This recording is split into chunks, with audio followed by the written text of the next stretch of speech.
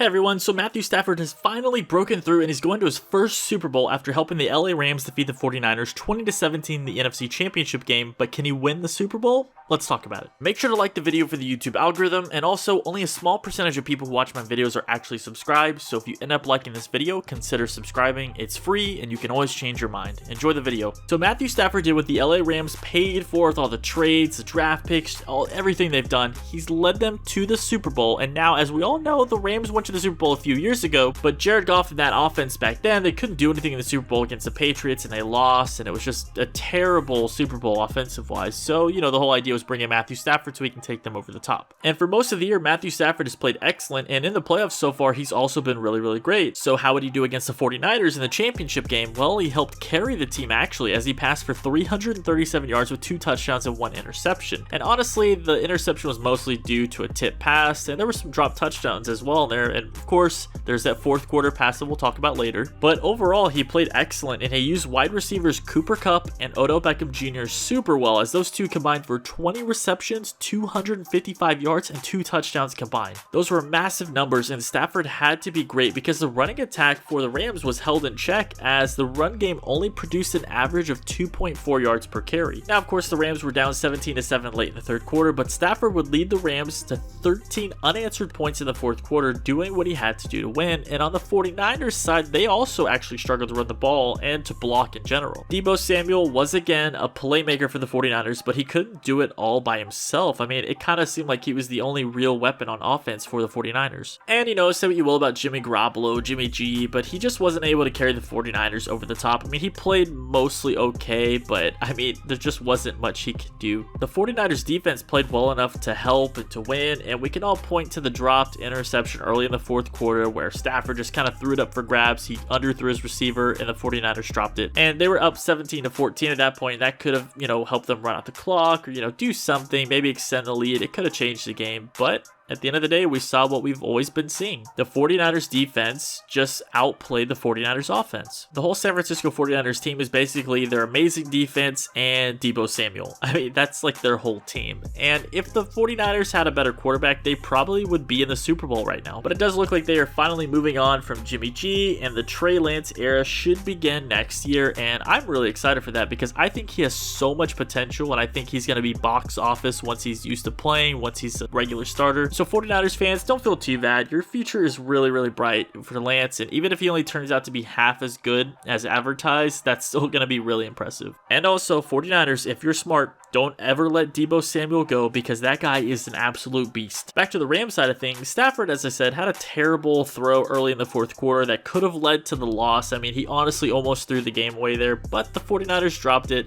And the rest is history. I mean, you know, again, they could have thrown the interception. The 49ers could have had a 3-and-out. We never know what's going to happen, but it was definitely a huge turning point in this game. And overall, Stafford, again, he played well. He did enough to win, and now he's going to his first Super Bowl. And I'll make a more in-depth preview video in the next couple of days before the game comes out, or maybe even next week. But early on, I'm leaning towards the Rams winning, mostly because their defense just continues to be incredible, and the Bengals' biggest problem is their offensive line. And honestly, it's just Aaron Donald himself who dominates. So that's going to be the matchup to watch in the Super Bowl. And honestly, it's a recipe for disaster for the Bengals, but I wouldn't count out Burrow and Chase. I mean, they were able to find a way to win at Tennessee and at Kansas City, so, you know, I think they'll have a decent shot in this game as well, and I really hope it's a close game. And again, with Burrow at quarterback, I think, you know, he could definitely pull off the win. It should be a really fun Super Bowl, but the Rams do have home field advantage, and while their home fans don't usually dominate the stands, I'm sure it's still going to be somewhat of a big advantage for them. But Matthew Stafford has endured a lot of hate, a lot of haters, and I think I've always been in the minority as one of those people who don't put all the blame on Stafford. And, you know, I don't really know why. I know he had Calvin Johnson. He should have won playoff games. He should have done this and that. I get it, but if you watch the games back then, it wasn't all on Stafford. Yes, he had some bad throws and some big games, but he played really well.